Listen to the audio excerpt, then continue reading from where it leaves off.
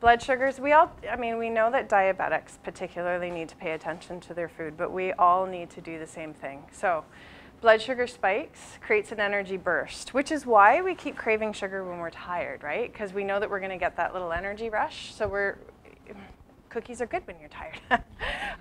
However, the problem is they spike up and then they tank down, and then when you get into that bottom floor, all reason goes out the window. That whole concept of willpower and dieting when blood sugars are down, forget it. They don't exist by that point. It's primal. You need food, you need sugar, you need to bring those up.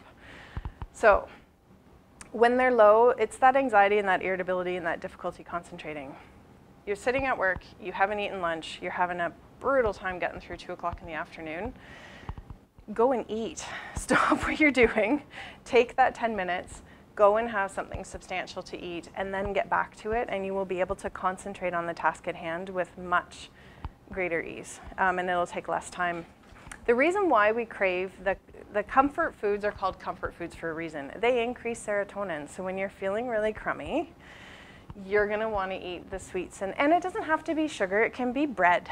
Like, it could be a nice loaf of bread that's freshly baked. That could be just as easily the cookies. Whitney and I happen to be cookie queens, so that tends to be where we go to. But yeah, it increases serotonin. It does make you feel better in the short term. What you really want to pay attention to is how you're feeling half an hour, 90 minutes, 2 hours, where that feels later. The best thing you can do for your mood stabilization is to keep your blood sugar steady. Hands down. There's a couple of things, but this is something you actually have quite a bit of control over, because even if you have a loose budget, there are still tons and tons of things that you can eat that are going to make you last longer.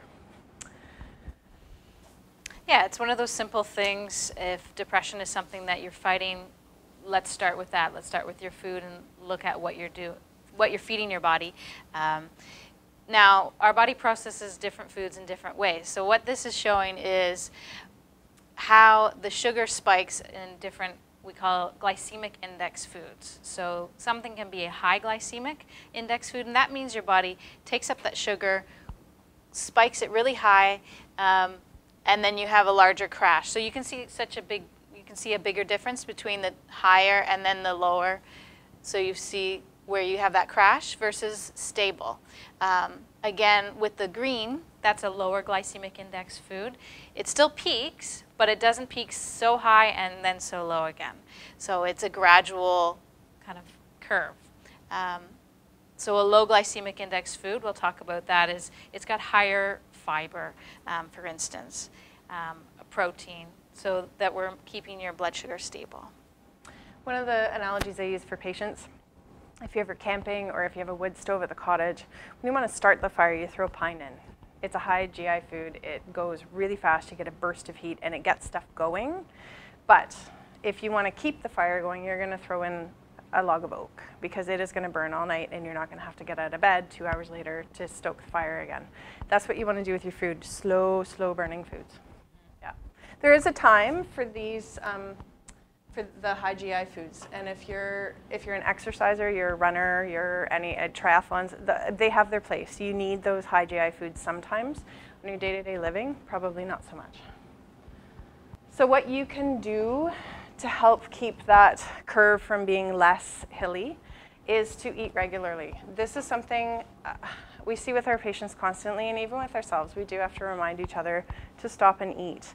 We are a very, very fast-paced society, and we like to ignore our bodies. Our bodies tell us what we need, and then we get mad because, geez, I have to go to the bathroom again. Wow, I have to eat again? Wow. Huge inconvenience to our day. Fat, fiber, and protein, they're things that slow all of that down.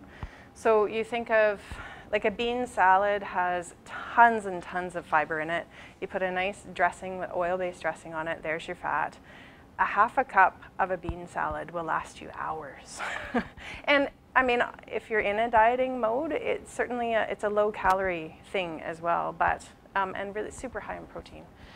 Nuts and seeds, they get a bad rap because they are a calorie-dense food. That I will not deny. But if it's eaten moderately, it's a wonderful snack. Mid-morning, mid-afternoon, grab a handful of almonds, grab an apple, and that for your blood sugar is one of the best things that you can do to get you through. Keep them in your purse, keep them in your bag, keep them in your desk. There are Even the Del Monte and Dole are making fruits that packed in water. Now, canned fruit is not as good as a regular fruit, I get that, but in a jam, it's better than a Mars bar.